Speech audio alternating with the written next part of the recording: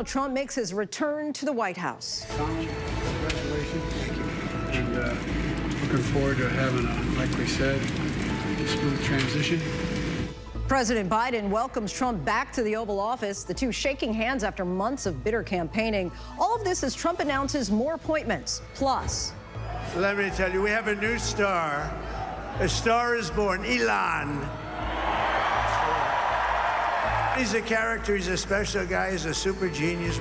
He's the world's richest man and helped Donald Trump get elected. Tonight, we explore who Elon Musk is and how his new role could reshape our government. And this Republican team is united. We are on one team. We are excited to reclaim the majority and to get to work with our colleagues in the House to enact President Trump's agenda. A new leader is chosen for the first time in nearly 20 years. Republicans have elected a new head of the Senate 2 years ago. We got a chance to ask Senator John Thune what he would do if this moment came to fruition. Good evening, everyone. I'm Linsey Davis. Thanks so much for streaming with us. We're following those stories and much more, including the controversial Attorney General pick from President-elect Trump, Matt Gaetz, who's currently under a House ethics investigation, plus a new wildfire in New York City, smoke and flames in Manhattan.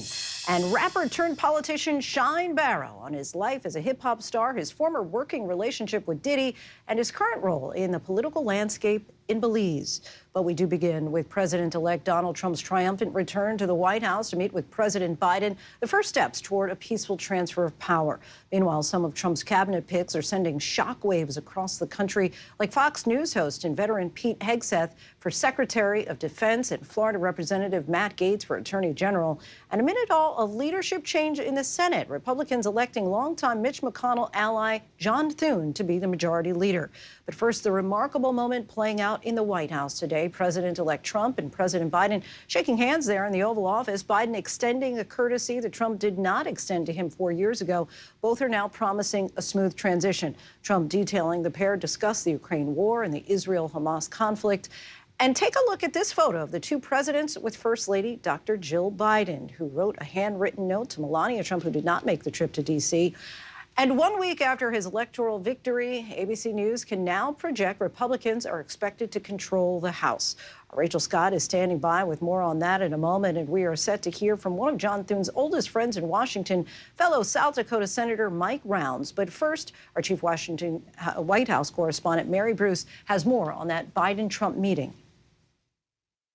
Tonight, the extraordinary image. President Biden and President-elect Trump today side by side in the Oval Office. Biden inviting the president-elect to the White House. The once bitter rivals on the need for a peaceful transfer of power. Well, Mr. President-elect and former President, thank you. Donald, congratulations. Thank you. And looking forward to having, like we said, a smooth transition. Do everything we can to make sure you're accommodated, what you need. And we're going to get a chance to talk about some of that today. So, good. Welcome. Thank you back. very much. And thank you very much. And politics is tough, and it's in many cases not a very nice world, but it is a nice world today, and I appreciate it very much. And a transition that's so smooth, it'll be as smooth as it can get, and I very much appreciate that, Jim. You're welcome. The president extending a courtesy to Trump that was not extended to Biden 4 years ago. The White House describing their time together as gracious. Trump reportedly telling the New York Post it was a really good meeting and that they both really enjoyed seeing each other. For roughly 2 hours, the two presidents discussed a wide range of issues, from foreign policy to domestic challenges. The White House calling it a substantive back and forth, saying Trump came armed with a set of detailed questions. In the room with them, their chiefs of staff. The president-elect reportedly saying the two discussed Ukraine and the Middle East. Trump telling the New York Post, I asked for his views, and he gave them to me. Saying also we talked very much about the Middle East likewise. I wanted to know his views on where we are and what he thinks, and he gave them to me. He was very gracious. Within hours of the meeting, the president-elect making news by selecting a fierce loyalist, Florida Congressman Matt Gaetz, as his attorney general. Gaetz, who traveled with Trump to Washington today, now tapped to lead the Justice Department, the same department that was investigating the congressman for years for alleged obstruction of justice and for alleged sex trafficking. An investigation that began under Trump's then Attorney General Bill Barr, the DOJ ultimately closing the investigation and bringing no charges against Gaetz. The congressman is currently at the center of an ongoing bipartisan House Ethics Committee investigation into allegations of sexual misconduct and illicit drug use. Allegations Gaetz has denied, calling the investigation frivolous. Trump has railed against what he describes as a corrupt Justice Department out to get him. Tonight, the president-elect saying Gaetz will end weaponized government, protect our borders, dismantle criminal organizations, and restore Americans' badly shattered faith and confidence in the Justice Department. The reaction from Republican lawmakers on Capitol Hill, swift. His team is smart enough to know that Mr. Gaetz will never get confirmed by the Senate. A reporter asking Senator Lindsey Graham what he thought about Trump's pick. Action to Matt Gaetz as AG. Yeah, I don't know yet. I think about that one. Do you have any concerns about it? We'll see. The president-elect also officially announcing what ABC News had previously reported, that his one-time rival, Florida Senator Marco Rubio, is his pick for Secretary of State, the nation's top diplomat. Rubio, who sits on the Senate Foreign Relations Committee, is hawkish on China, but his views on Ukraine have shifted over the years, recently voting against increased aid, a position more in line with Trump's. And for Defense Secretary, Trump selecting a host from Fox News, a weekend anchor for Fox and Friends, Army veteran Pete Hegseth. He served in Iraq and Afghanistan, but has no military leadership experience and has made controversial statements, saying the current chairman of the Joint Chiefs of Staff should be fired for supporting diversity and inclusion efforts at the Pentagon. And he said this about women serving in combat. I'm straight up just saying we should not have women in combat roles. And for Director of National Intelligence, the president-elect naming former Congresswoman Tulsi Gabbard, who switched parties, once a Democrat, now a Republican loyal to Trump. Elon has been... With Trump throughout the day today, billionaire Elon Musk, an increasingly influential confidant. Trump carving out a new role for him, asking him to lead what Trump is calling the Department of Government Efficiency, likely operated outside the federal government. Musk has been paired with Vivek Ramaswamy to make cuts. As he prepares to take office, Trump already looking ahead, joking to Republican lawmakers today, "I suspect I won't be running again unless you say he's so good, we've got to figure something else out." Mary Bruce joins us now from the White House. Mary, what more are you hearing about the reaction in Congress to that selection of Matt Gaetz?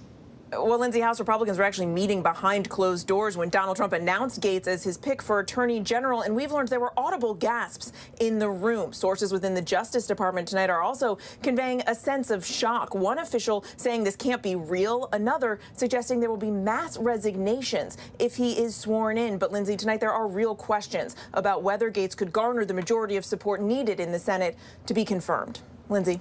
We shall see. Mary Bruce from the White House. Thanks so much, Mary.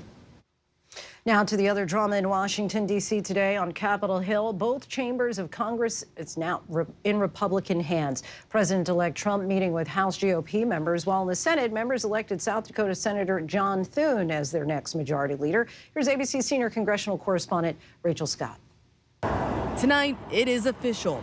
President-elect Donald Trump will return to the White House with both a Republican Senate and a Republican House. Please stand to your feet. The 47th President of the United States, Donald J. Trump. Trump was greeted by Republican lawmakers with cheers and a standing ovation. Well, thank you very much. This is a very nice gathering. Isn't it nice to win? It's nice to win. It's always nice to win. And tonight, for the first time in nearly 2 decades, Republicans will have a new leader in the Senate, John Thune, the senior senator from South Dakota. It's a new day in the United States Senate, and it's a new day in America. After 2 rounds of secret ballots, Thune defeating Senator Rick Scott of Florida, a Trump loyalist, and Senator John Cornyn of Texas. The 63-year-old succeeds Mitch McConnell, the longest-serving leader in the Senate, 18 years leading his party. Senator Thune, first elected in 2004, has been critical of Trump in the past, once accusing Trump of undermining the integrity of our elections, calling it, quote, inexcusable. Now Thune is vowing to work closely with Trump to deliver on his agenda, even signaling he would consider one of Trump's key demands, allowing Trump to appoint cabinet members without a confirmation process when the Senate is on recess, what's called a recess appointment. You've said that recess appointments are on the table. That's a key demand from President-elect Donald Trump. Will you move forward with that? Well, what we're going to do is make sure that we are processing his nominees in a way that gets them into those positions so they can implement his agenda. How that happens remains to be seen. We expect a level of cooperation from the Democrats to work with us to get these folks installed. And obviously, we're going to look at explore all options to make sure that they get moved and that they get moved quickly. Rachel Scott joins us now from Capitol Hill. Rachel, as you reported, ABC News is projecting Republicans will keep the majority in the House, but how thin of a margin is that?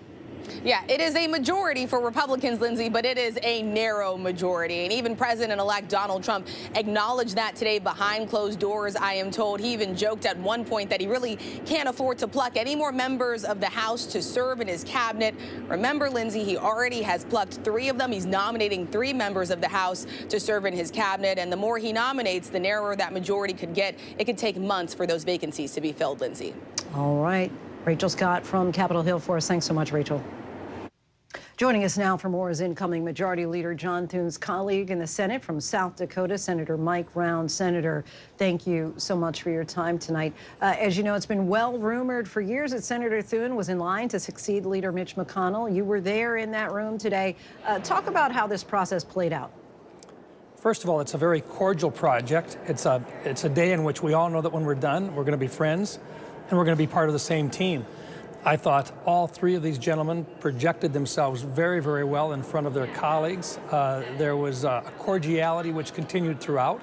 Clearly, there's differences in the way that each of them would approach the leadership position, but I think Senator Thune was very clearly at the top of the lead in the first ballot and continued that with the second ballot. But it's more than just simply winning it. It also means now executing, bringing everybody back in together, and responding to a lot of the concerns that members of the Senate had. And I think he'll respond to those concerns of both Republicans and Democrats to really make the Senate work once again the way that the Founding Fathers wanted it, which was what we call regular order, where committees work and subcommittees work, and you process individual pieces of legislation out of the committees and onto the floor of the Senate, and people get a chance to vote on them and amend them and so forth. And that's really what I think most of the American people want to see, rather than simply coming in and having a vote on an occasional nominee or whatever, and only doing a couple of major pieces of legislation per year. So we're optimistic. We think that we can make some major changes and we can get our work done in a timely fashion. For those Americans who may be disillusioned, concerned that now that the GOP has control of the White House, the Senate, and the House, that everything will just be rubber stamped for President Trump, what would you say to those Americans who are perhaps disillusioned at this point, specifically about Senator Thune's leadership? Let me give you some examples. First of all, inflation is high, it's coming down, but we think we can do a better job. We can bring prices down, that's what people care about. They care about the southern border. They want to see fewer people coming across the border illegally. Those are items that we will focus on. We also want to make some changes within the economy itself based on changes in tax policies and the continuation of some of the tax deductions that we were successful in putting in back in 2017 that will expire next year. We don't want to see that happen because that really did help our economy grow. So those are some of the issues that we will try to put together with Republicans, working with other Republicans, both in the House and the Senate, to literally move forward President Trump's agenda in those areas. And I think that's what the American people wanted us to do.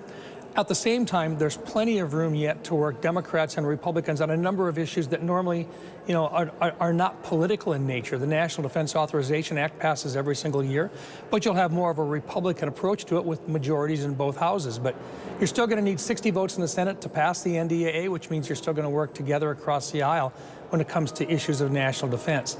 Those are the types of things that I think you will see promoted in the next 2 years. And look, I think the American people wanted change, and I think both the House and the Senate will help do those changes, but we're still a separate part of government. We'll have some differences, and we'll work through them. An incoming president, of course, has wide latitude to appoint nominees to cabinet positions who they think share their views. There's already been a little bit of controversy over some of President-elect cabinet picks, like Matt Gaetz for Attorney General today and Pete Hegseth for Secretary of Defense. You and your colleagues, of course, will need to evaluate everyone's qualifications. But at first blush, are you concerned at all about the lack of qualifications for either of these 2 nominees specifically?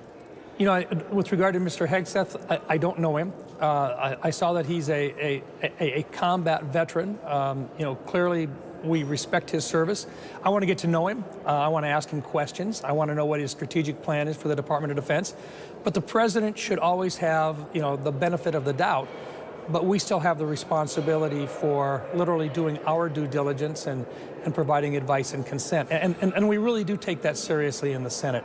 It doesn't mean you have to argue and fight on every single nomination, but you have to ask those good questions. That's what the American people want us to do. And so that's the way we'll take our approach on each of these nominees. I think some of them are going to just simply fly through. They're going to have really strong bipartisan support. There's also a large number of individuals that really don't make the news, but they help to basically operate in a day-to-day government. And for those hundreds of individuals, we'd like to find a path forward with our Democrat colleagues to perhaps clean up some of those earlier. I think they were frustrated with President Biden not being able to put some of those folks in. We'll have the same concerns, and I think there's a path forward for us to take a lot of those nominees, get them in, and allow them to establish their administration so we can actually do good things for the American people, and to get this government an opportunity to actually propose some ideas and execute. We did hear in the House of Representatives there was a gasp in the room when people heard Matt Gaetz' name for Attorney General. Just quickly, your response? Well, first of all, you know, look, Matt Gaetz is a known member of the House. I understand that he has resigned his position in the House already. But I can also share with you, we will give the president the benefit of the doubt, but we will do our due diligence. He'll have to work his way through the committee, the Judiciary Committee. They'll do background, just like they do on all of the different members. And then we'll see what the recommendation is of the committee coming out. There's been talk about President-elect Trump urging the Senate to speed up the appointment process, even go on recess to get some nominees appointed faster. Do you support that, or should all of these cabinet-level nominees have proper hearings? I think as we negotiate with our Democrat colleagues, that'll be one item that will be put on the table. But it's a lot more challenging to do than has really been explained to the American public. It's not a simple majority vote where Republicans can simply adjourn to a date certain without having amendments also being proposed that can be very onerous in nature. You basically do almost like a vote-a-rama where it can go on literally for days before you could actually adjourn. So it's not as easy as simply saying, as Republicans, we want to adjourn to a date certain. The Democrats will have something to say about that as well. Senator Mike Rounds of South Dakota, we thank you so much for your time. Thank you. Beyond the new slate of Senate Republican brats, President-elect Trump has been busy filling out his administration and setting legislative priorities. Here to discuss it all is Tricia McLaughlin, Republican strategist and former senior advisor for Vivek Ramaswamy, and Stephanie Rawlings-Blake, Democratic strategist and former mayor of Baltimore. Ladies, thank you both so much for joining us tonight. Tricia, let's start with you. Elon Musk and your old boss, Mr. Ramaswamy, were tasked on Tuesday to lead the Department of Government Efficiency. Ramaswamy, of course, ran for president, was a biotech entrepreneur and investor. How would you say that he's qualified for this job?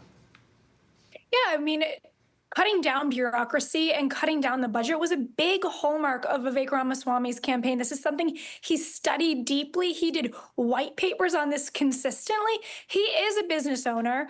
He's been an entrepreneur, billionaire. He's been very successful. And while running the government is far different than running a business, it does, in some sense, take the same kind of tools. But something I'm really optimistic about is that Elon Musk and Vivek are actually crowdsourcing some of the things that we're wasting government taxpayer dollars on. And I think that that could be a really useful tool to really gain trust in these institutions, especially in the government when it's at such a low.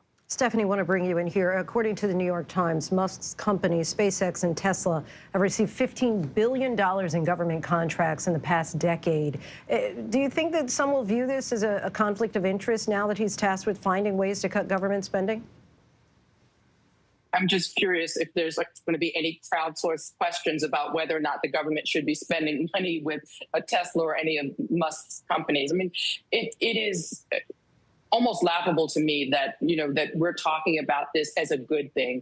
We have people who are definitely business leaders, but there's a big difference between running a government and running a business. And Stephanie, staying with you here, Florida Congressman Matt Gaetz was nominated today by Trump to become his attorney general. Your response to nominating someone who's still being investigated by the House Ethics Committee for alleged sexual misconduct as well as alleged illicit drug use? I think that it speaks to the caliber of candidate that Trump has available to, to carry his water for him. It is unconscionable to me that someone is going to be in this position that is accused of sleeping with a 17-year-old, someone who used that, apparently, according to Congressman McCarthy, used that, the fact that he was under indictment to try to leverage McCarthy out of the speakership. This is someone who's willing to wield power to bend government to his will. And now he is in a very, I think, dangerous position as far as Democrats and people who believe in democracy is concerned. And Tricia, your response, and we did hear from senators like Lisa Murkowski, who said that she didn't think that Matt Gaetz was a serious candidate to be America's next attorney general. Matt Gaetz may or may not be confirmed by the Senate, but I do think it might be a strategy by Donald Trump that perhaps a future Secretary Pete Hegseth will get through an easier way if there are other figures that are more controversial. And Tricia, Republicans no doubt view their hold on the presidency and of Congress as really a mandate from the American people. What do you think that their top priorities will be? I think absolutely it's very clear the top priorities is going to be deportation and border security. I think we saw that early on by the fact that Tom Homan, who's the former ICE director, was announced, as well as Stephen Miller, who has been the architect of a lot of Donald Trump's border and immigration policies. And it's about protecting communities and the American people. And they have the public's will. Polling shows more than 50% of Americans want mass deportations. Stephanie, Tricia, always appreciate your thoughts. Thank you both so much. Thank you. Special Counsel Jack Smith announced that he will resign before the inauguration, the day President-elect Trump has promised to fire him. Smith is prosecuting the classified documents in January 6 cases against Trump. Both cases will no longer move forward since a sitting president cannot be prosecuted. Smith is now finishing up his final reports on both cases. Attorney General Merrick Garland has said that he will make public as much of those reports as possible. And we're following breaking news here in New York City. A new wildfire broke out late today in Manhattan. ABC's Ariel Reshef is on the scene in Upper Manhattan. Tonight, a massive cloud of smoke towering over New York City, a brush fire breaking out late this afternoon in Upper Manhattan. And as we bring this picture out, you'll get an idea of what they are contending with, because this is a huge area of brush. A massive response on the ground, the blaze fueled by bone-dry conditions and gusty winds. The New York City Fire Department warning residents to shut their windows, as they've responded to 230 brush fires in the last 2 weeks, the most ever. Meanwhile, multiple fires breaking out on New York's Long Island Tuesday. Police say one of them was deliberately set. Authorities say volunteer fireman Jonathan Quiles was seen starting a fire using flaming cotton balls. This brush fire was close to a residential area and threatened the lives and property of countless people. West of New York City, the Jennings Creek fire continues to threaten about 100 structures along the New York-New Jersey border, still only 30% contained. Ariel Reshef reporting for us. Still much more to get to here on Prime tonight. Coming up, why Lunchables may be off the menu at schools. But next, the man at the center of the Trump universe. Just how much influence does Elon Musk have, and what does his business empire stand to gain from the relationship? That's coming up next on our Prime Focus. Stay with us. Friday night, all new 2020. You think the shooter was parked over here? Why would somebody ever put a wig on and gun somebody down in a parking lot? A young father senselessly murdered. Twists and turns, bombshells galore. He got shot for one of three reasons: greed, revenge, or lust. It was becoming more and more clear that there was a lot more to the story. And then, bingo. Fatal Disguise, all new 2020, Friday night on ABC. The news never stops. From Tampa, we are here tonight as Hurricane Milton has just made landfall. The surge just keeps coming up. Right on the border between Ukraine and Russia. In downtown Tel Aviv, rockets or missiles coming in. ABC News Live everywhere. We're not far from where this rally took place, so just stick with us here. Here in London. From the front lines. Off the coast of Gaza. Wherever the story is. We're going to take you there. You're streaming ABC News Live. ABC News Live. You're streaming ABC News Live. ABC News Live. Streaming free everywhere. A Hollywood studio want us to make a movie of our podcast. It's a fabulous cast. Action. I'm nervous playing you. The fearlessness, the complexity. Oh, stop. Unless you had more to say. I don't need an algorithm to tell me that this is box office gold. Only Murders in the Building, streaming on Hulu and for bundle subscribers on Disney+. Let's do it. My name is Luke Bryan, and with the help of today's biggest stars, we're going to explore everything country. Let's go! Going out on stage live, watching the crowd react. It's magical. And once you've been there, it is a drug. When you got kids, it's hard to write about anything else. I told my fans everything. When everybody brings their story, it really becomes something special.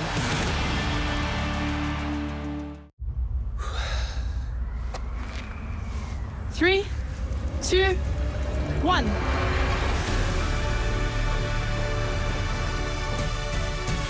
It's a 24/7 life together. It's not about the fear or the risk. It's about the love of flying. 3, 2, 1.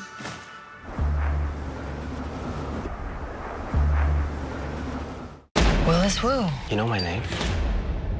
For decades, Chinatown's been the epicenter of crime in the city. I need someone on the inside. Follow me. Jeez.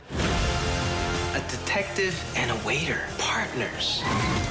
Freeze. Solving cases, catching bad guys. Can I place an order to go, please? Well, close!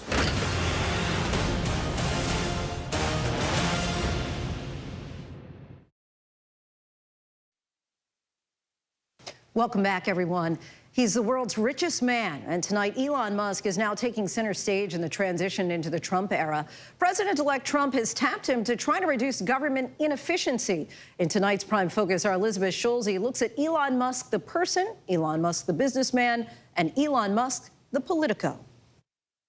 Please welcome President-elect Donald J. Trump. Thank you all very much. Let me tell you, we have a new star. A star is born, Elon. He's a character, he's a special guy, he's a super genius. Elon Musk, the innovator. 3, 2, 1. The world's richest tech billionaire. We have liftoff. And now the man appointed to a new federal position created by President-elect Donald Trump. Hi, everyone. The Department of Government Efficiency, or DOGE, also the name of a cryptocurrency backed by Musk. The greatest capitalist in America, Elon Musk. This summer, the Tesla and SpaceX founder threw his weight and popularity behind the future president. I'm not just MAGA. I'm dark, gothic MAGA. Endorsing him after the assassination attempt on Trump in Butler, Pennsylvania. Musk, who owns X and has more than 200 million followers on the platform, quickly became one of the most prominent and outspoken figures in the Trump campaign. Fight.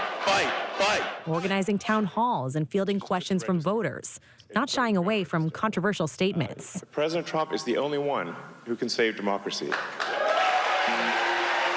Musk's path into Trump's inner circle, even part of the family photo on election night, has been anything but conventional.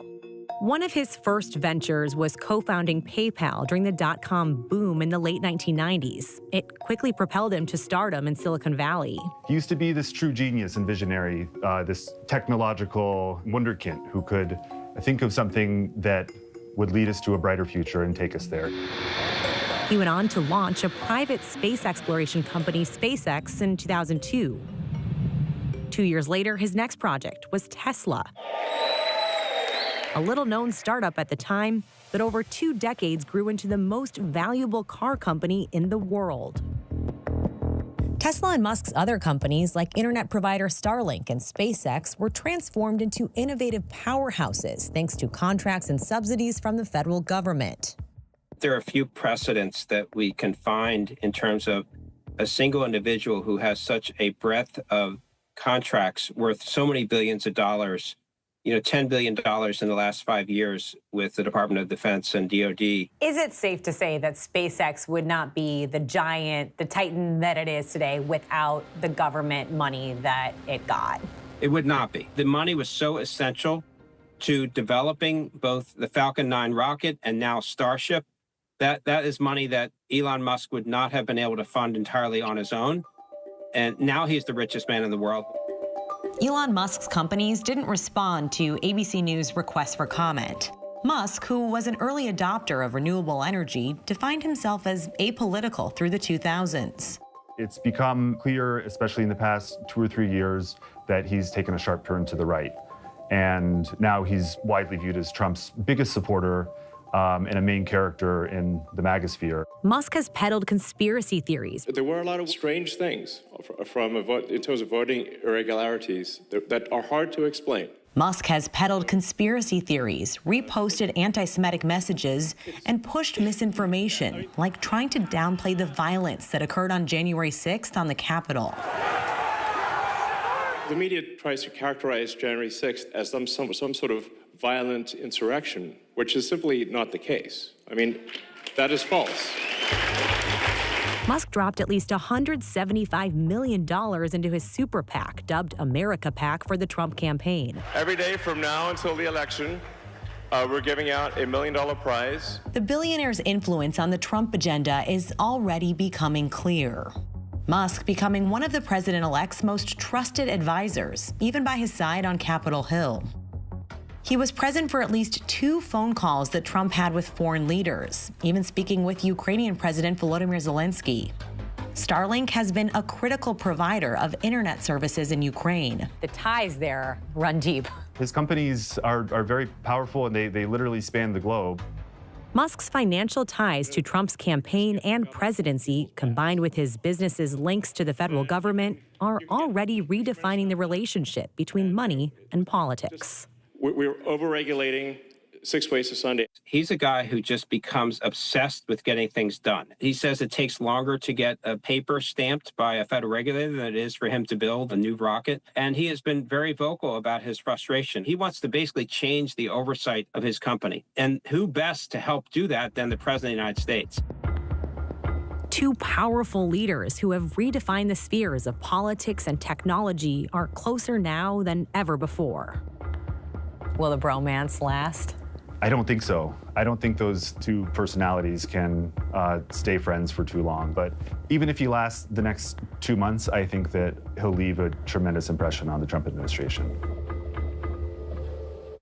We'll have to wait and see. Our thanks to Elizabeth Schulze for that. Still much more to get to. The burglary is targeting 2 of the NFL's biggest stars. But next, we go by the numbers to look at the history of the Senate and its leaders.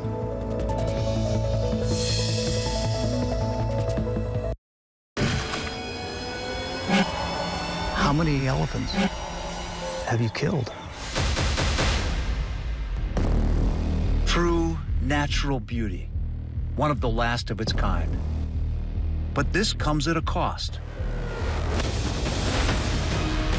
5 countries, 5 incredible real stories of adventure, danger, We have to go. and deceit.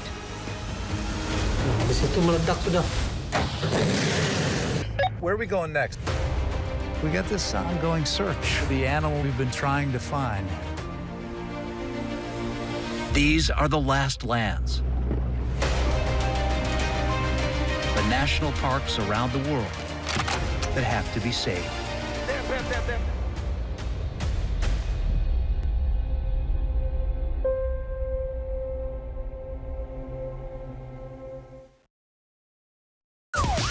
Yo, partner. We're not partners. I'm the detective and you are the consultant. I see you brought your baby to a crime scene. She is just spectating. You're a single mom with 3 kids pretending to be a cop. I am not pretending. I spot things that detectives miss. Still think my theory's flimsy? That big brain of hers is going to help us close a lot of cases. I'm just out here super copping. High Potential, all new Tuesday on ABC and stream on Hulu. Hey, good morning, America. Good morning, America. Good morning, America. Are you ready? They are ready. Covering the biggest events in the country right now. There's a lot going on here this morning. You don't just see it, you feel it. I'm in. I'm in. I'm in too. I'll be here. I am here and so happy. I'm in. I'm in too. Michael, George, Claire, Ginger.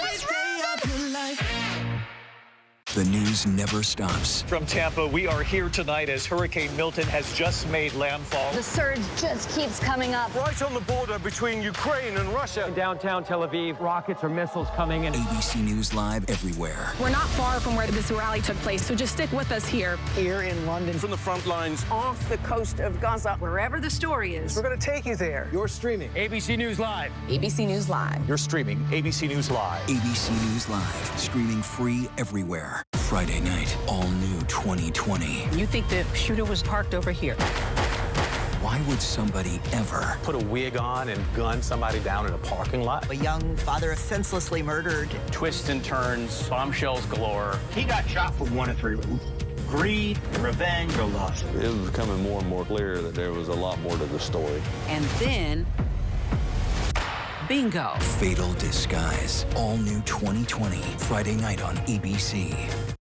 The news never stops. We are here in Israel, a nation at war. Hurricane Helene. Screaming across the state. And that's why ABC News Live never stops. Taking you to the center of the story. As news breaks live. ABC News Live is there for you all morning live. Right there, as events unfold across the day, breaking down the day's top stories. ABC News Live Prime going there, wherever the story is. And ABC News Live lighting up the weekend. ABC News Live. Because the news never stops. I'm Rachel Scott, reporting from Donald Trump's rally here in Green Bay, Wisconsin. Wherever the story is, we'll take you there. You're streaming ABC News Live. Welcome back, everyone. Kentucky Republican Mitch McConnell has just weeks left as his party's Senate leader. As we know, today senators elected South Dakota's John Thune to replace him. The Senate and its leadership, that is tonight's by the numbers. Come January, McConnell will have held his party's leadership post for 18 years, the longest ever. But Republicans held the majority in the Senate for only 6 of those years. Compare that to the second longest serving Senate leader, Democrat Mike Mansfield. He was leader for 16 years until 1977, and Democrats held the majority during all of it. Next to McConnell, who is 82 years old, Senator Thune is just a youngin' at 63 years old. Thune beat Senator Cornyn of Texas today for the leadership post by a vote of 29 to 24 on the second ballot. ABC News learned that from Senator Thune's spokesperson, since the vote was conducted by secret ballot.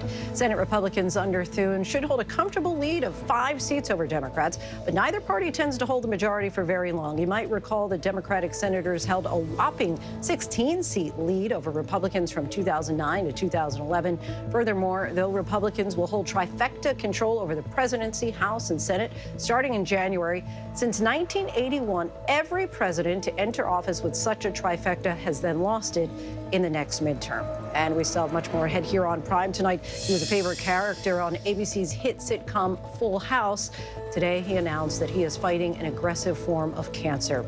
And rapper turned politician Shine has had a meteoric rise from immigrant child in Brooklyn to hip-hop star.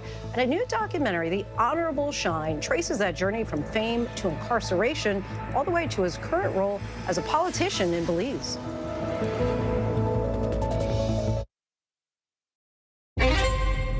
Did you kill Mariota?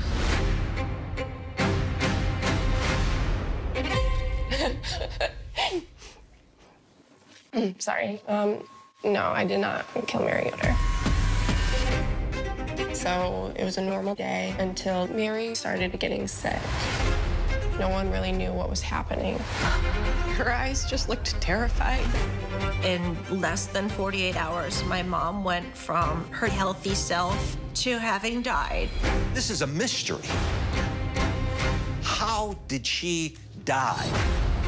They begin to do this autopsy. It's just screaming, toxin, toxin, toxin. Did somebody intentionally do this to her? When the test came back, I thought, yeah, holy, are you kidding me?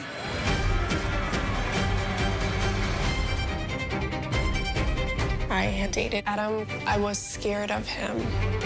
It changed the way I see the world. She was really afraid for her life. I do think Bill could have killed Mary. His wife died in July, and in November, he was dating his sister-in-law.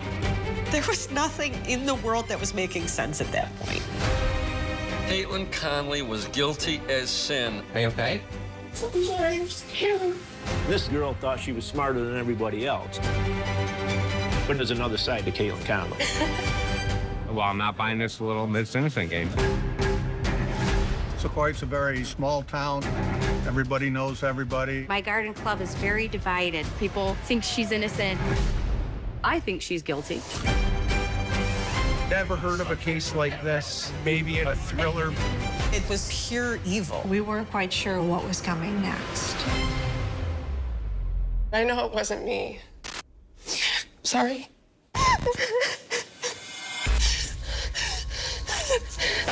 So, if it wasn't me, who was it?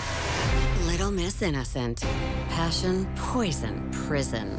Only on Hulu. You're watching America's #1 streaming news, ABC News Live. Breaking news, exclusives, live reporting across the globe. Keep streaming with ABC News Live. America's #1 most-watched daytime talk show is ABC's The View. You all heard it here first. I love it. I'm there for it. Hot topics, political views. That's what we're about. Voices that matter. It all goes down right here. That's why it's called the what? The View. I love it. I'm all in. Second that. This is going to be must-see TV, and so much could happen. Kraft is responding to the controversy over its Lunchables on school menus, a grisly discovery in New Mexico, and a massive dust storm in California. These stories and more in tonight's Rundown.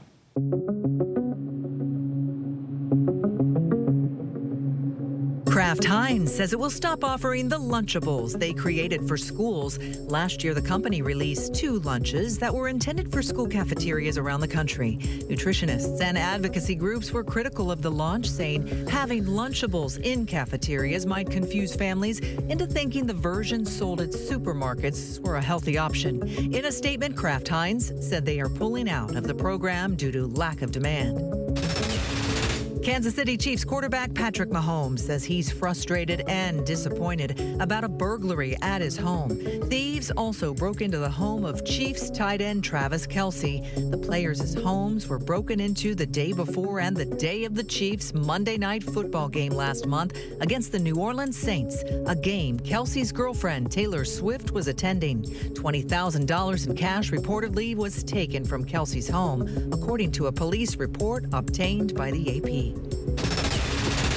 Full House alum Dave Coulier announced that he's been diagnosed with non-Hodgkin lymphoma. Coulier encouraged his fans to get screened by whatever means necessary, mammograms, prostate exams, and colonoscopies to catch cancer early. The actor said he's going to put up a pretty good fight against his cancer.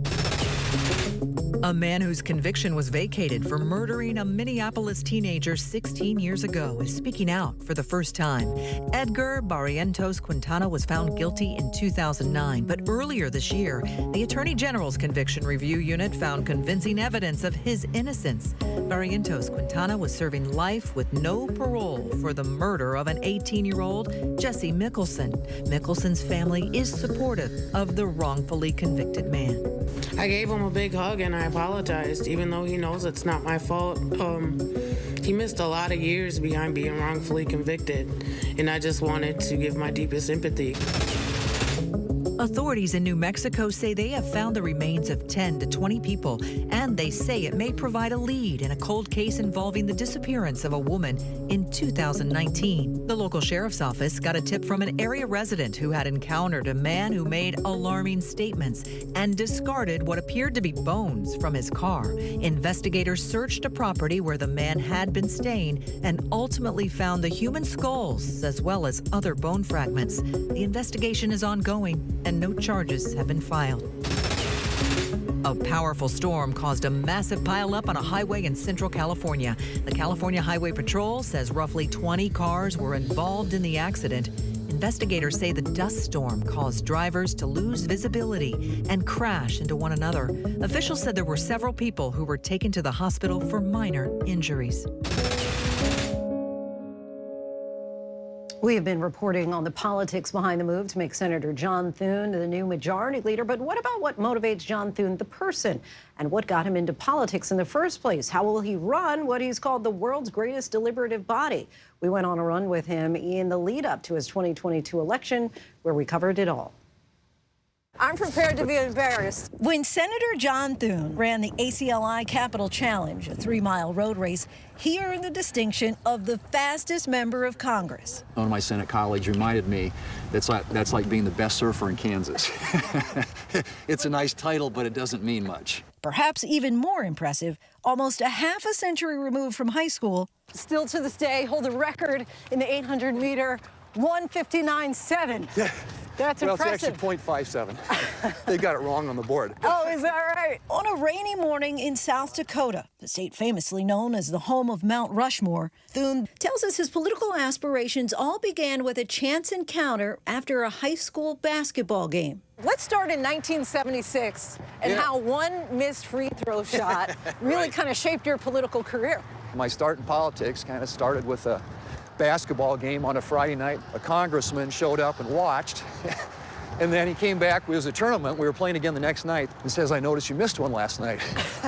And I'm like, "Who's this smart aleck?" He introduced himself as Congressman Jim Abner, and eventually when I got out of grad school, he offered me a job. Had it not been for that chance encounter in January of 1976, I'm quite sure I wouldn't be doing this. His early start in team sports ultimately helped prepare him to tackle perhaps the most rough and tumble sport of all, politics. There are a lot of lessons in sports, track especially, knowing how to finish, and being able, learn to be unselfish. If you want to be successful and you want to win, you got to make the people around you better.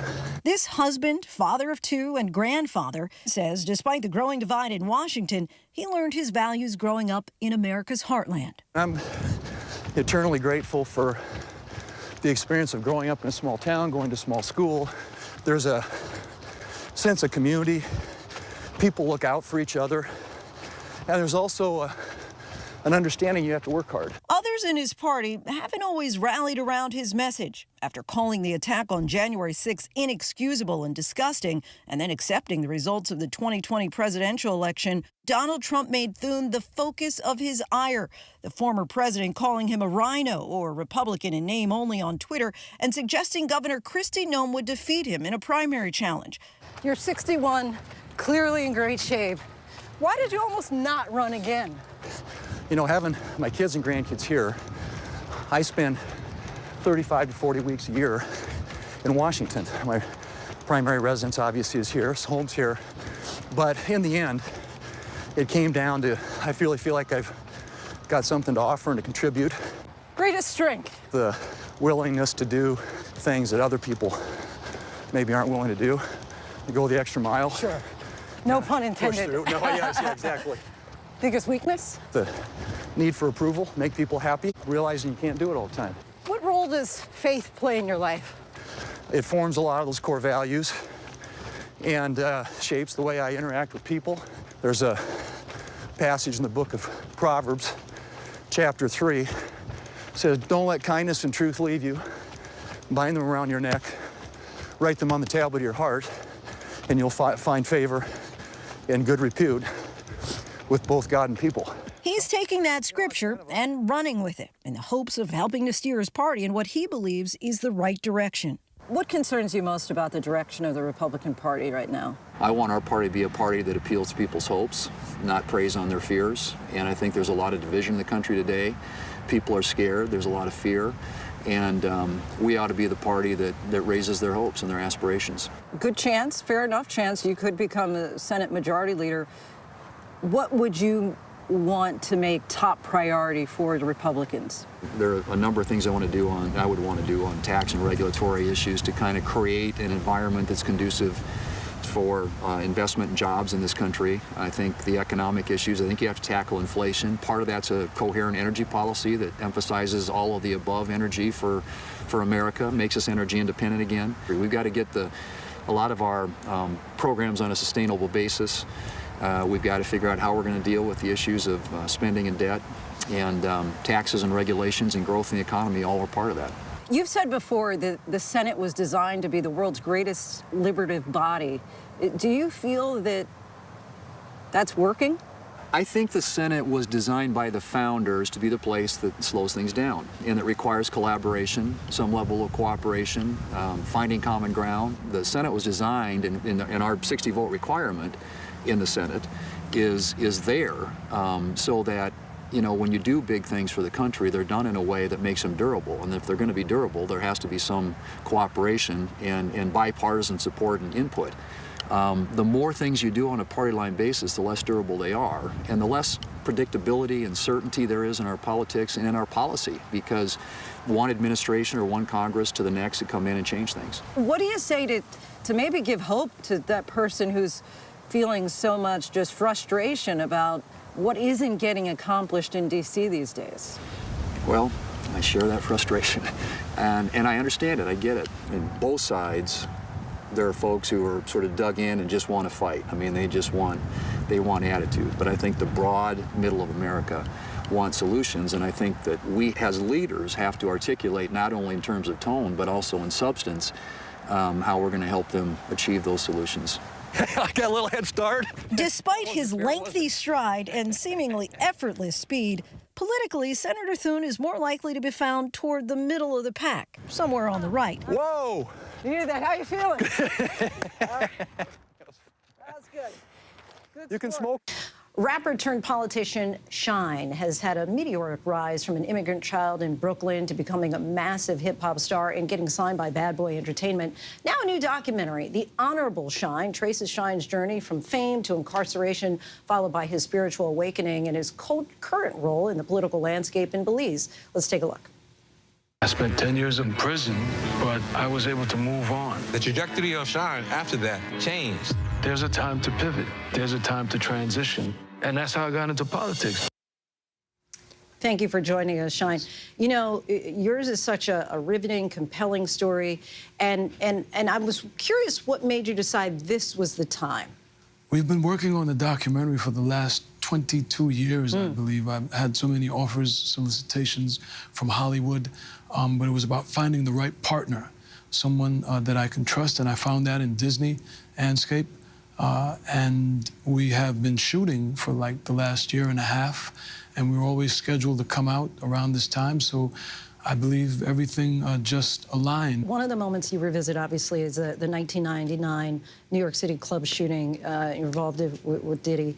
And you describe in the moment as feeling abandoned during that trial. Your mom says you were betrayed. Yes. Explain to us how you were able to, after going to prison, well, sentenced to 10 years, doing just a little shy of that, but how you're able to be healed from that and not have still that resentment. It took quite some time. It didn't happen overnight, and life is a process. So I was, there was a time where I was bitter, I was hurt, and I was wounded, and it took a lot of praying, it took a lot of introspection, and it took focusing on my purpose. I can't be the next Prime Minister of Belize. I can't be of service to Belize carrying that weight with me. It just doesn't make any sense. So it was a calculated move for where I want to go. I can't hold on to the past trying to create a better future. I have to ask, did you ever attend any of the freak-offs, ever observe any of the behavior that he's accused of? I was incarcerated for 10 years, and I was deported for 13 years. So I had no interaction with Diddy throughout all of these timelines that are outlined in any of the accusations. So I never saw that. I was under his tutelage as a musician from 1999, on the beginning of 99 until the end of 99 when the incident happened in Club New York, and he distanced himself from me.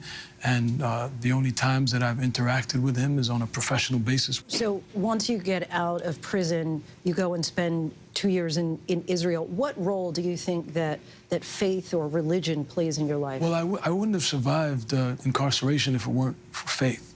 And I think there's a difference between religiosity and spirituality. Sure. And so what I learned in Israel is that I'm not a religious person. And being a religious person is actually a hindrance to my purpose here on planet Earth. And I'm a bridge. I'm a unifier. I'm a connector.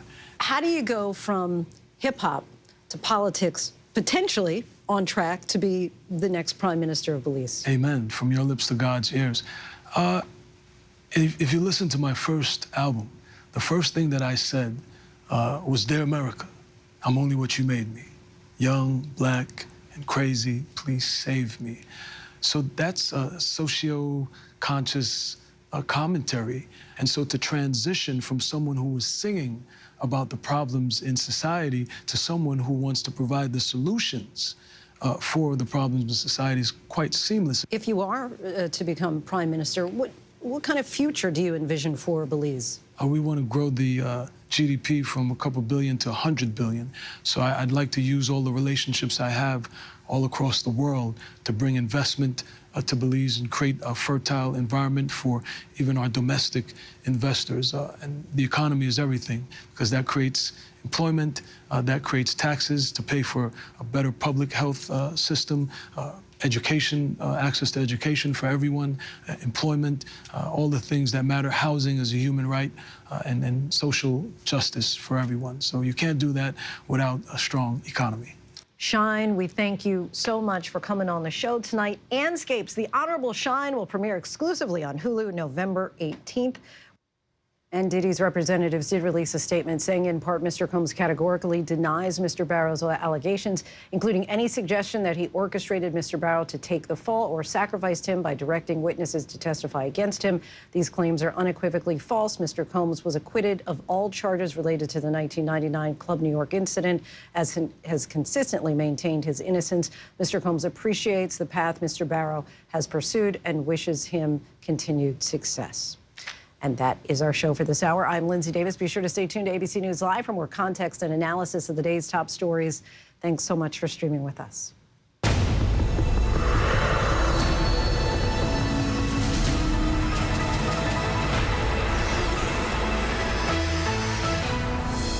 Coming up in the next hour, the highly unusual wildfires in the Northeast, and tonight a runaway brush fire breaking out in Manhattan. We are on the scene.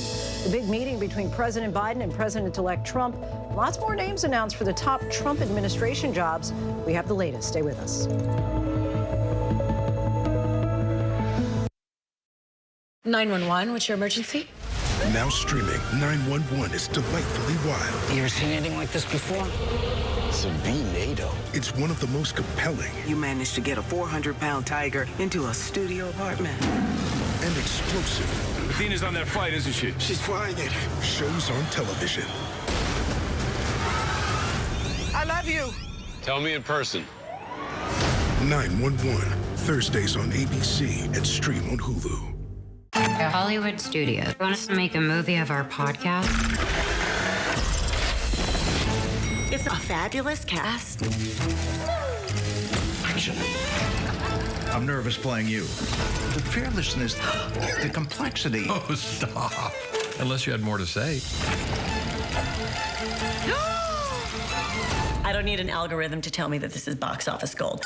Only Murders in the Building, streaming on Hulu and for bundle subscribers on Disney+. Hey, good morning, America. Good morning, America. Good morning, America. Are you ready? They are ready. Covering the biggest events in the country right now. There's a lot going on here this morning. You don't just see it, you feel it. I'm in. I'm in. I'm in. I'm in too. I'll be here. I am here and so happy. I'm in. I'm in too. Michael, George, Clara, Ginger. When you're 61 years old, you have very few opportunities to change your life. This time, I have to be ready. This is about everybody like me. I see a future, which is not what I felt like for a really long time. I don't feel invisible now.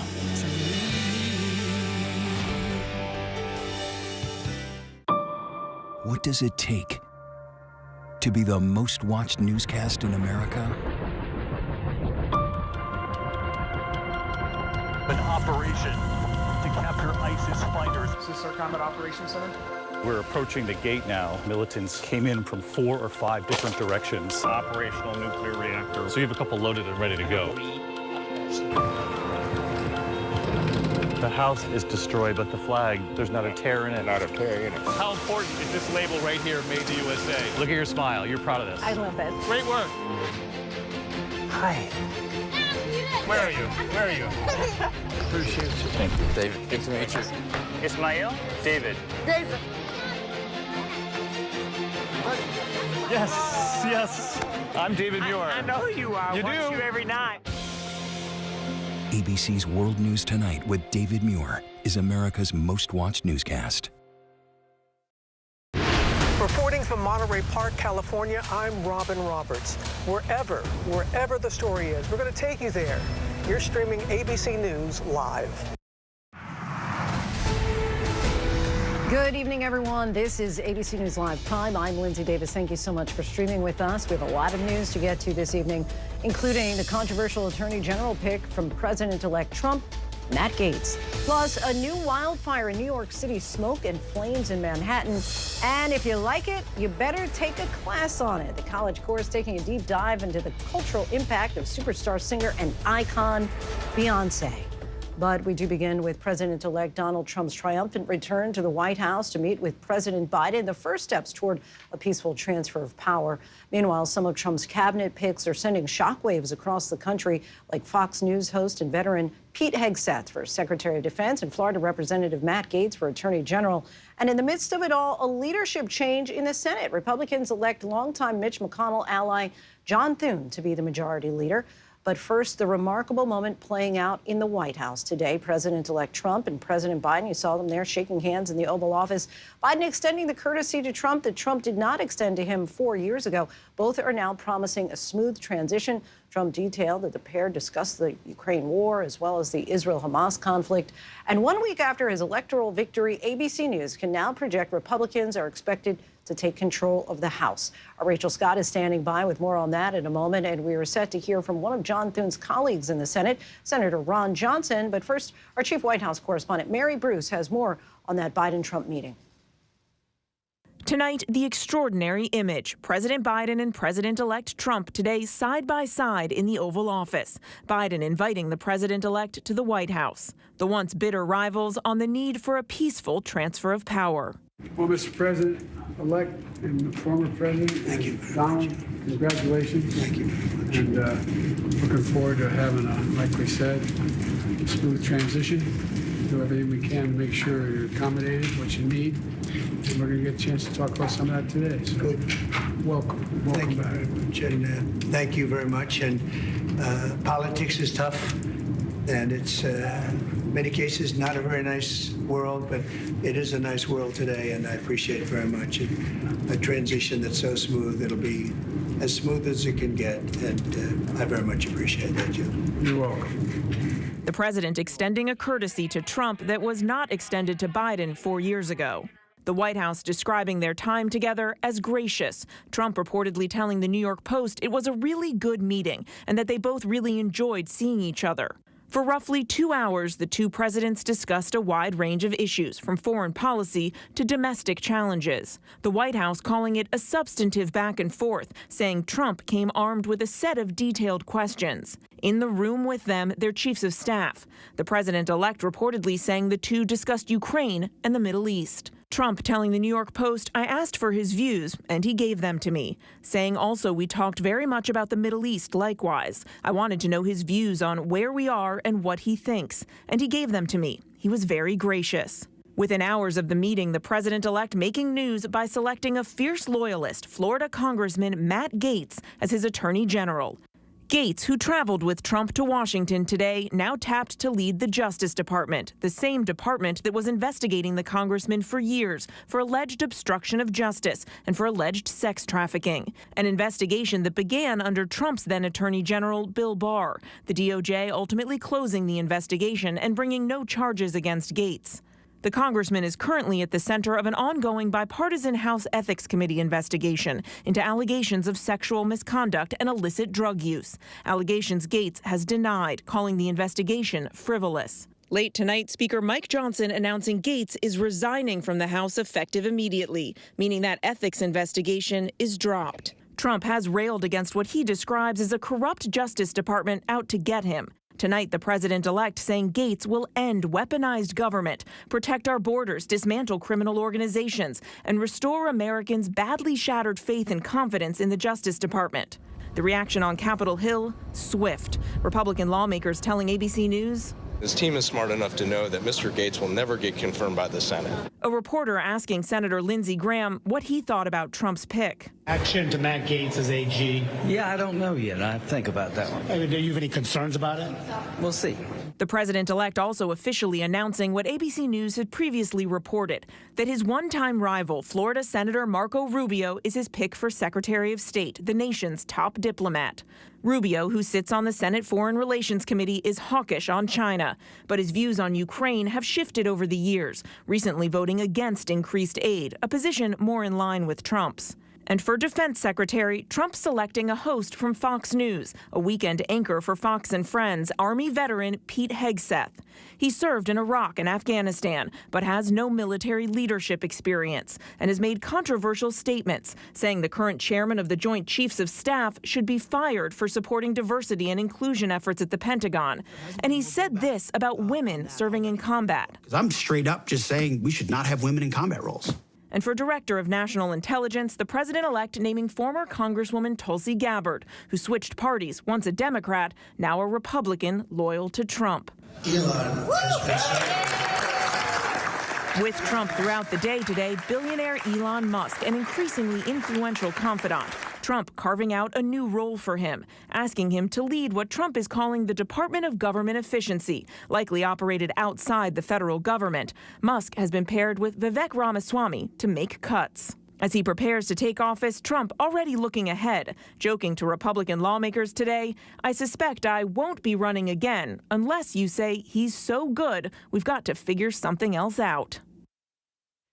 Mary Bruce reporting. And now to the other drama in Washington today on Capitol Hill. Both chambers of Congress now in Republican hands. President-elect Trump meeting with House members, while in the Senate, Republican members elected South Dakota's John Thune as their next majority leader. He'll soon replace Mitch McConnell, who has led Senate Republicans for nearly 18 years. Here's our senior congressional correspondent, Rachel Scott.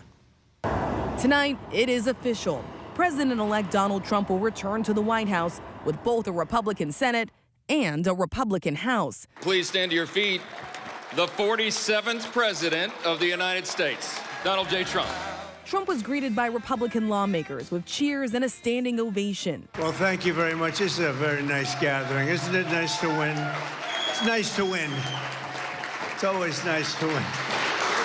And tonight, for the first time in nearly 2 decades, Republicans will have a new leader in the Senate, John Thune, the senior senator from South Dakota. It's a new day in the United States Senate, and it's a new day in America. After 2 rounds of secret ballots, Thune defeating Senator Rick Scott of Florida, a Trump loyalist, and Senator John Cornyn of Texas. The 63-year-old succeeds Mitch McConnell, the longest-serving leader in the Senate, 18 years leading his party. Senator Thune, first elected in 2004, has been critical of Trump in the past, once accusing Trump of undermining the integrity of our elections, calling it, quote, inexcusable. Now Thune is vowing to work closely with Trump to deliver on his agenda. even signaling he would consider one of Trump's key demands, allowing Trump to appoint cabinet members without a confirmation process when the Senate is on recess, what's called a recess appointment. You've said that recess appointments are on the table. That's a key demand from President-elect Donald Trump. Will you move forward with that? Well, what we're going to do is make sure that we are processing his nominees in a way that gets them into those positions so they can implement his agenda. How that happens remains to be seen. We expect a level of cooperation from the Democrats to work with us to get these folks installed. And obviously, we're going to look at explore all options to make sure that they get moved and that they get moved quickly.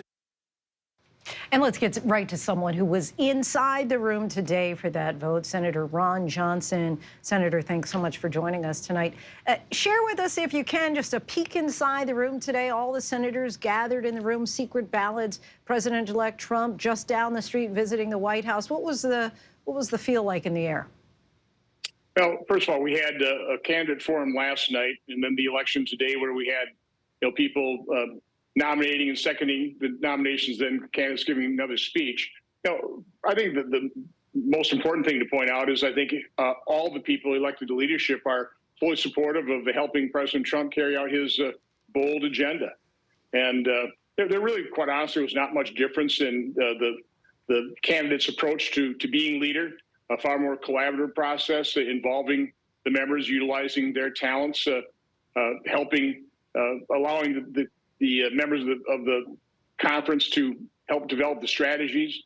So again, I think we're all going to support our leadership. Senator Thune was the winner, and we congratulated him and move forward and help him, help President Trump achieve his agenda, working with Speaker Johnson. Trump has said that he wants the Senate to clear the way for him to make recess appointments. Do you see that happening? Well, first of all, I think it's absurd that there are something like 1,200 confirmable positions. That's way too much. I don't care whether you're a Democrat president or a Republican president, you ought to be able to staff your administration. I'd be in favor of dramatically reducing the number of confirmed positions. So, we will proceed through regular order, but if a president starts getting a backlog of people that he's wants to appoint that need to get confirmed, I think all three people running for leadership, and certainly Senator Thune, agreed that we would proceed to recess appointments if we have to. Let's talk about the choice of Pete Hegseth for Secretary of Defense. Just last week, he said that we should not have women in combat roles. If he gets to a confirmation hearing, would you vote for him?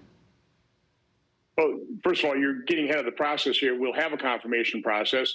I've seen Pete on TV. I know he's highly accomplished, one of the finest among us, but beyond that, I don't know that much about him. So, again, I'm going to have a totally open mind. My bias will always be to support the president's nominee, unless I see something, really problematic in the background. Today, Trump announced that Representative Matt Gaetz is his choice for Attorney General. As you know, Representative Gaetz himself was under investigation by the Justice Department for years, and the House Ethics Committee is still looking into allegations related to sex trafficking and obstruction of justice. Is he someone that you would support for the job? Well, basically, same answer. We have a confirmation process. I'm not aware of the details of what he's being investigated for. My guess, he's claiming he's innocent, and my guess would also be if he's not innocent, he probably wouldn't want to go through the confirmation process. So again, my bias would be towards supporting the president's nominees. I guess my question to you, largely for them and for all of those who are candidates, is how much does experience matter? That'll be up to the president. I mean, he got the votes. He is the president-elect. He had more than 75 million Americans voting for him, voting for a very bold agenda to take our country off the destructive path that the radical leftists and the Democrat Party put us on, focusing on America first, growing our economy, utilizing our energy resources, ending the endless wars. So again, he's in the driver's seat.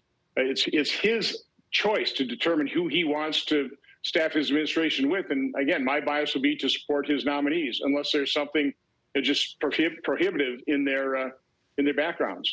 All right, Senator Ron Johnson, we thank you so much for your time. Really appreciate you coming on the show. Have a good evening. Turning now to the economy, inflation has ticked up slightly higher for the first time since March. According to the U.S. Labor Department, consumer prices rose 2.6% in October compared to a year ago. In line with economists' expectations, the report is likely to keep pressure on the Federal Reserve to lower interest rates again next month.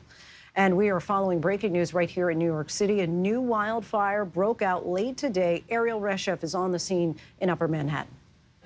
Tonight, a massive cloud of smoke towering over New York City, a brush fire breaking out late this afternoon in Upper Manhattan. And as we bring this picture out, you'll get an idea of what they are contending with, because this is a huge area of brush. A massive response on the ground, the blaze fueled by bone-dry conditions and gusty winds. The New York City Fire Department warning residents to shut their windows, as they've responded to 230 brush fires in the last 2 weeks, the most ever. Meanwhile, multiple fires breaking out on New York's Long Island Tuesday. Police say one of them was deliberately set. Authorities say volunteer fireman Jonathan Quiles was seen starting a fire using flaming cotton balls. This brush fire was close to a residential area and threatened the lives and property of countless people. West of New York City, the Jennings Creek fire continues to threaten about 100 structures along the New York-New Jersey border, still only 30% contained. Ariel Reshef joins us now. And Ariel, I know that you're at the scene of that fire in the Inwood section of Manhattan. What's the latest there? Well, Lindsay, I can tell you the smell of smoke is very thick in the air. It's definitely affecting the air quality here. And if you look behind me, you can see dozens of fire crews still staged over here. They tell us they are making progress, but they're throwing everything they can at this fire. We have seen brush fire units. We have seen drones taking off and landing. We have also seen fireboats trying to tackle this from nearby water. And they say they are racing to put this out. Lindsay. All right. Ariel Reshef for us. Thanks so much, Ariel. Now to the puzzling burglaries at the homes of Kansas City Chiefs quarterback Patrick Mahomes and tight end Travis Kelce within hours of one another last month. Tonight, Mahomes is weighing in, calling it frustrating and disappointing. Here's Aaron Katersky. These are the sprawling estates of two of the NFL's biggest stars, and tonight police are trying to catch the crooks that burglarized them as the Kansas City Chiefs took the field for Monday Night Football. Over the middle, wide open, Kelce again. On successive nights last month, police say burglars broke into the homes of Chiefs quarterback Patrick Mahomes in Missouri and Travis Kelce in Kansas. The two seen today at practice, where Mahomes spoke about the break-in. It's frustrating. It's disappointing. I mean, I can't get into too many of the details because the investigation is still ongoing, but obviously something that you don't want to happen to really anybody, but obviously yourself. On Sunday, October 6th, police were dispatched to a burglary where Mahomes lives. He described what that home means to him in the Netflix documentary, Quarterback. I'm here to be in Kansas City for the long term, and so I'm excited that I can say I'm a part of Chiefs Kingdom forever now, and that house kind of embodies that. Hours after Mahomes was targeted, and with the Chiefs about to kick off Monday night, police say burglars stole $20,000 in cash from Kelce's home and damaged the back door. Taylor Swift was at that game, but afterwards she and Kelce reportedly did not return to his house. Aaron Katersky reporting. Today, hundreds of people who say they were sexually abused while incarcerated held a rally in New York. When I was raped, I didn't have a microphone in front of me. This is why this microphone sounds so good to me, because it's my voice now that is being amplified. And that was Tasha Beasley, who was imprisoned on Rikers Island in the 1990s. She said no one listened to her when she reported being assaulted by a corrections officer. More than 2,000 cases alleging sexual abuse by corrections officers have been filed in New York State. In a statement to ABC News, the Department of Corrections and Community Supervision said they had zero tolerance for abuse and that they investigate all reports of sexual violence and victimization. Still much more to get to tonight. Why Ivy League students may be studying Beyonce next term, but next, southern Spain, still recovering from deadly floods, is now bracing for another round of heavy rain. Stay with us.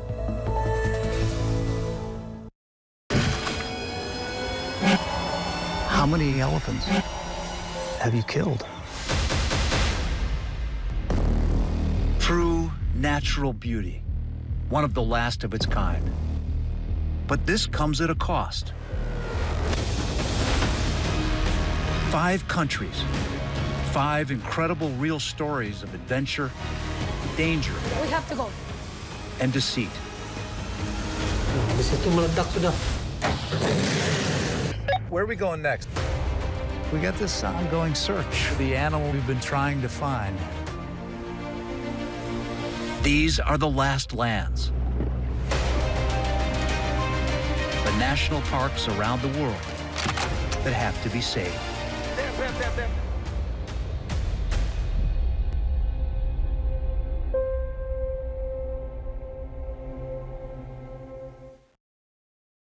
Friday night, all new 2020. You think the shooter was parked over here? Why would somebody ever put a wig on and gun somebody down in a parking lot? A young father senselessly murdered. Twists and turns, bombshells galore. He got shot for one of three reasons: greed, revenge, or lust. It was becoming more and more clear that there was a lot more to the story. And then, bingo. Fatal Disguise, all new 2020, Friday night on ABC. This ship is heaven. There should be no guilt on a pleasure cruise. Doctor, it's your job to keep everybody alive. No pulse. She's in VFib. 1, 2, 3. Clear. I have a pulse. You're gonna be okay.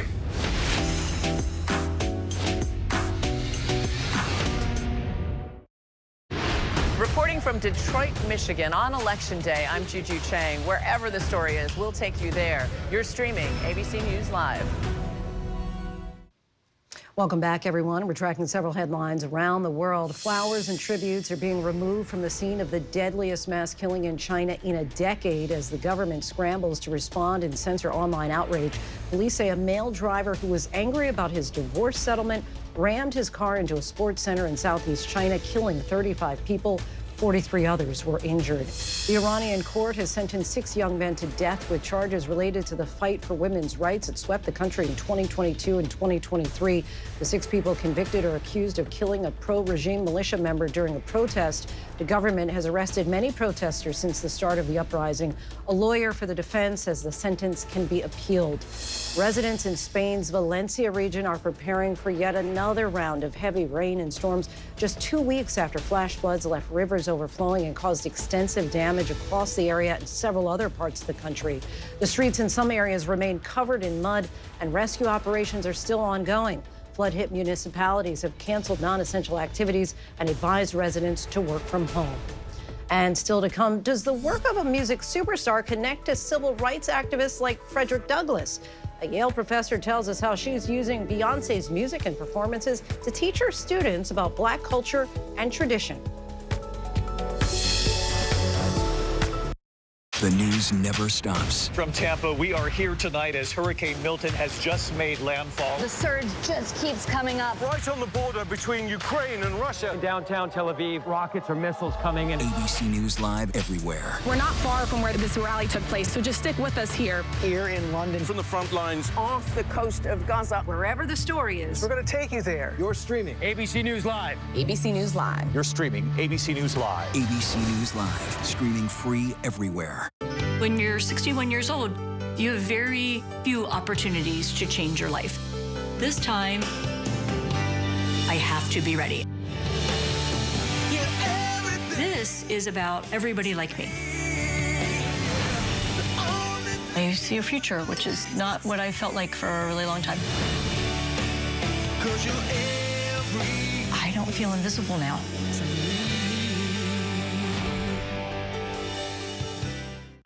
Hey, good morning, America. Good morning, America. Good morning, America. Are you ready? They are ready. Covering the biggest events in the country right now. There's a lot going on here this morning. You don't just see it, you feel it. I'm in. I'm in. I'm in too. I'll be there. I am here and so happy. I'm in. I'm in too. Michael, George, Clara, Ginger.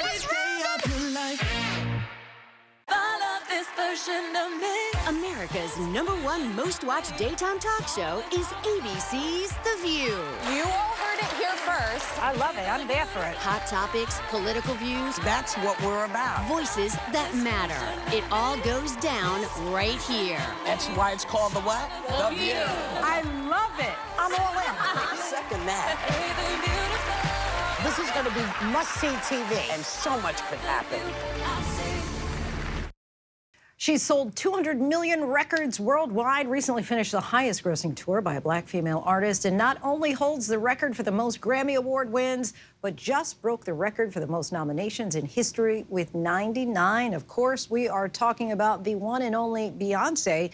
And now she's the subject of an upcoming class at Yale University next semester. Joining us now is Professor Daphne Brooks, who will be teaching the course Beyonce Makes History, Black Radical Tradition, Culture, Theory, and Politics Through Music. And Professor, thank you so much for joining us. Just want to start with the simple question, why Beyonce? Why Beyonce? Thank you for having me. Great to be here.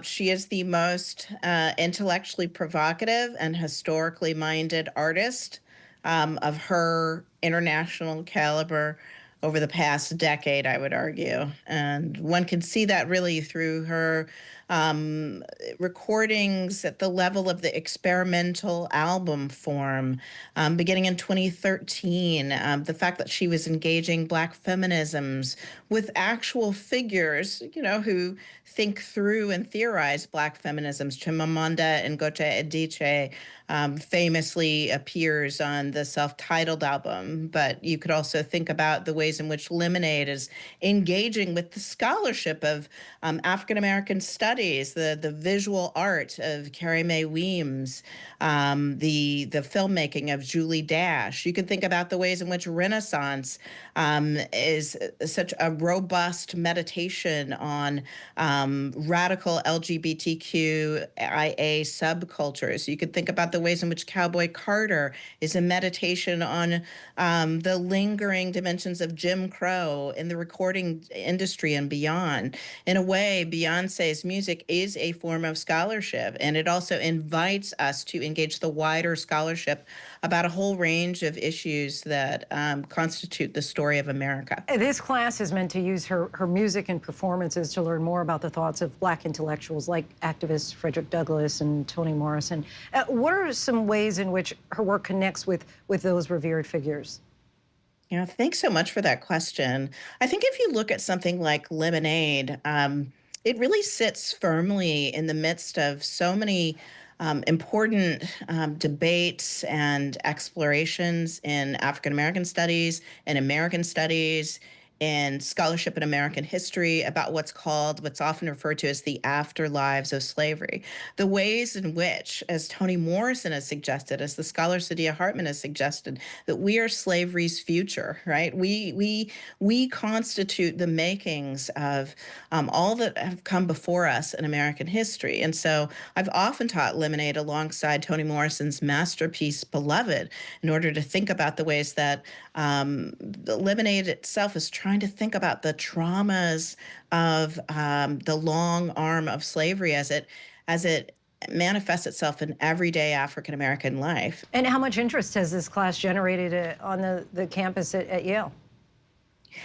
I would say a tsunami of excitement for the class. And that was true when I taught Black women in popular music culture, a survey of 100 years of African-American women's genius and breakthroughs in popular music culture. And Beyonce was one of the central forces in that class. There was a lot of excitement then, and even more so now. Professor Daphne Brooks, we thank you so much for your time. I appreciate it. Thank you so much. And that is our show for this hour. I'm Linsey Davis. Be sure to stay tuned to ABC News Live for more context and analysis of the day's top stories. Thanks so much for streaming with us. Have a great night.